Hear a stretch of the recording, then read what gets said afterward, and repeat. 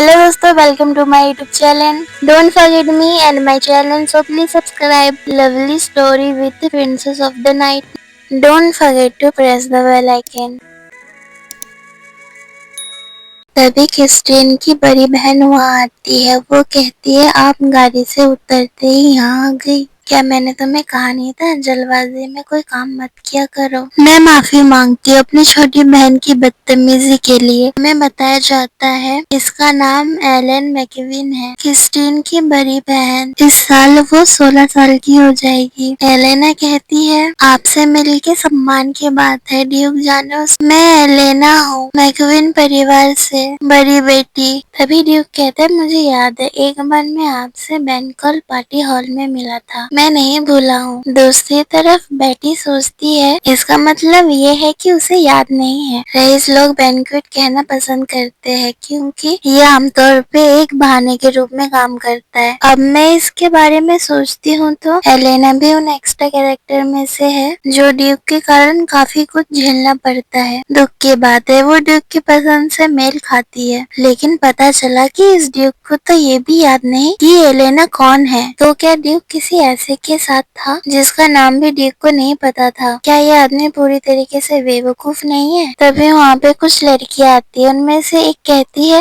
Elena तुम यहाँ क्या कर रही हो? वो ड्यूक भी यहाँ पे है? ड्यूक यहाँ है? तभी बेटी सोचती है कितना अनकंफर्टेबल है, क्या ये एक निजी कमरा है या पब्लिक प्लेस है? उनमें से एक लड़की कहती है, मैं एंडल हूँ, एलेना की दोस्त। मैंने अपनी दोस्त को नहीं देखा इसलिए मैं उसे ढूंढने के लिए आ गई, इसलिए मैं उसे ढूंढते हुए यहाँ आ गई। और दूसरी लड़की कहती है, योर्गेरस आपकी तबीयत अब कैसी है? तभी ड्यूक कहता है, शायद। क्या तुम बाहर हो? बेटी को ले जाओ और उसके साथ थोड़ा घूमो। अगर घूमते समय कुछ भी ऐसा दिखाई दे जो आपको चाहिए तो सायन को बताइएगा। बेटी हाँ में जवाब देती है और मन में सोचती है तो वो लड़कियों को दूर भेज रहा है ताकि आप खुद ही उन नोबल लेडीजों के साथ खेल सके, है ना? और तुम्हारे नौकर का नाम सायन नहीं एटोन है। बेवकूफ, याद करने की भी कोशिश नहीं कर रहा। मुझे हैरानी है, क्या वो व्यक्ति जिसने कहानी लिखी होगी तोड़ मरोड़ दिया था, उसने भी ये सोच के असामान्य रूप से बहुत बेवकूफ है और बाद में दुनिया को बर्बाद करने वाला सबसे बुरा विलन बन जाता है। क्रिस्टिन बेटी को गुस्से से जाते हुए देखती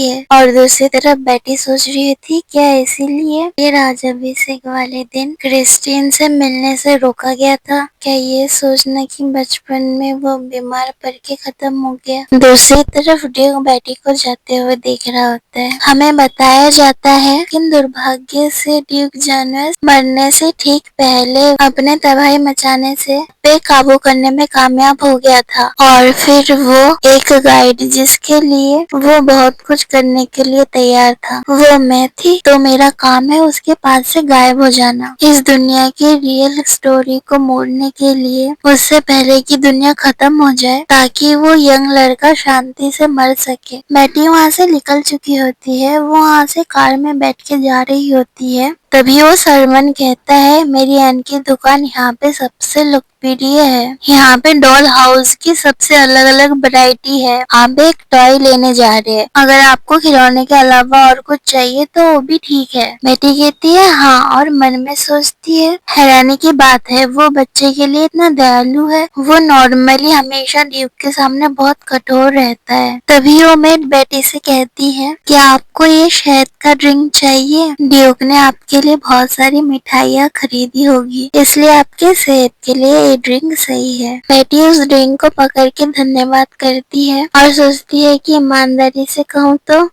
इस तरीके की बातें आसान नहीं है क्योंकि मैं अब उन्हें छोड़ के भागने की योजना बना रही हूँ। ये दयालु और मेहनती लोग ये सोचना कि ड्यूक द्वारा उन्हें कितनी बुरी तरीके से टॉर्चर किया जाएगा, पहले से वो परेशान है सिर्फ इसलिए कि उन्होंने मुझे खो दिया, लेकिन मैं इसमें कुछ नहीं कर सकती। भले ही मुझे अपराध बोध हो। तभी बेटी बोतल का ढक्कन खोलती है तो सारा जूस उसके कपड़ों पे गिर जाता है। तभी बेटी सोचती है कि मैं ऐसी इंसान नहीं हूँ जहाँ पर जरा सी प्यार और स्नेह मिल जाए तो वहीं रुक जाऊँ। तभी बेटी कहती है मुझे माफ करना, मैंने सारा गिरा दिया, अब मुझे क्या करना चाहिए, इसे पोंछने के लिए कुछ। तभी मेड कहती है ठीक है से मैं करती हूँ, हमें कुछ वक्त के लिए रुकना पड़ेगा। तभी दूसरा सर्वेंट कहता है चलो ऐसा ही करते, क्या आप थोड़ी देर के लिए गाड़ी रोक सकते हैं। तभी ड्राइवर कहता है कि समझिए पास में ही एक शॉपिंग एरिया है, आप बच्चे को लेके उधर जा सकते हैं। तभी वो सर्वेंट कहता है कि समझ गया, तो फिर हम बुटीक से शुरुआत करते हैं क्योंकि कपड़ों पर दाग लग गया है। तभी बेटी स्माइल करते हुए कहती है हाँ ये ठीक रहेगा, ये शायद ही ध्यान देने के लायक है, अगर बहुत परेशानी हो रही है कुछ सस्ता ही चलेगा। तभी वो सर्वेंट कहता है नहीं कुछ सस्ता नहीं चलेगा, आजकल सस्ते कपड़ों का कपड़ा बहुत खराब होता है, अगर आप इस मौसम में ऐसे कपड़े पहनेंगी तो आपको सर्दी लग जाएगा। दूसरी तरफ बेटी सोच रही होती है ये सच है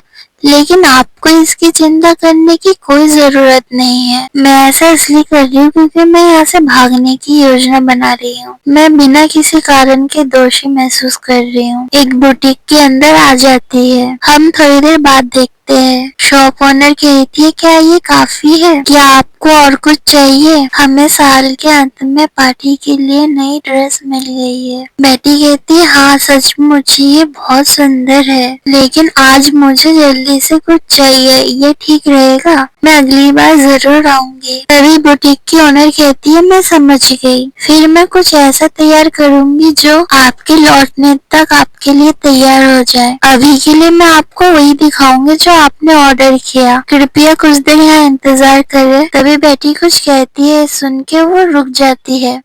तभी बेटी कहती है माफ करना लेकिन आप मुझे बता सकते हैं कि पाउडर रूम कहाँ है, और मन में सोचती है यहाँ बाथरूम कहाँ है, ये कहने का ये कुलीनों का तरीका है। तभी वो कहती है ओ मैं आपको रास्ता दिखाती हूँ मिस। तभी बेटी सोचती है उसके चेहरे पे साफ लिखा है, वो मुझे बहुत प्यारा मासूम समझ रही है, खैर इसके अलावा ये जगह बच्चों के लिए ही है, इसलिए वो मेरे साथ इतनी दयालु से पेश है, इसके लिए धन्यवाद, ये आसानी से दूर हो गया। तभी वो सर्वेंट से कहती है आप सब यहीं रुके, एक लेडी को निजी समय की जरूरत है। तभी वो कहता है वो ठीक है। तभी बेटी वहाँ से जाते हुए परेशानी से पीछे देखते हुए सोचती है मुझे सचमुच रिग्रेट है अंकल एटॉन। दरवाजा बंद कर देती है और दयालु और सुंदर महिलाओं के लिए भी। तभी वो खिड़की से नीचे झांकती है, लेकिन मैं कुछ नहीं कर सकती, ये दुनिया की शांति और सुरक्षा के लिए है, और ये कह के वहाँ से छलांग लगा लेती है। डर के मारे अपनी आंखें बंद कर लेती है, लेकिन वो देखती है कि उसे तो कुछ नहीं हुआ। वो देखती है कि उसके नीचे कोई है। वो लड़का कहता है कि अगर तुम ऊपर से कूदोगी तो तुम्हें चोट लग जाएगी। बेटी उसे घूरे जा रही होती है। बेटी कहती है मुझे पता है। वो लड़का कहता है क्या तुम्हें चोट लगी है? बेटी उठते हुए कहती है नहीं मैं ठीक हूँ थैंक यू। और वो लड़का कहता है इसका जिक्र मत करो। तभी बेटी उसे उठने में मदद करती है और पूछती है कि तुम्हारा नाम क्या है? तभी वो कहता है वो कहता है मेरा नाम यूज है और मैं 10 साल का हूँ।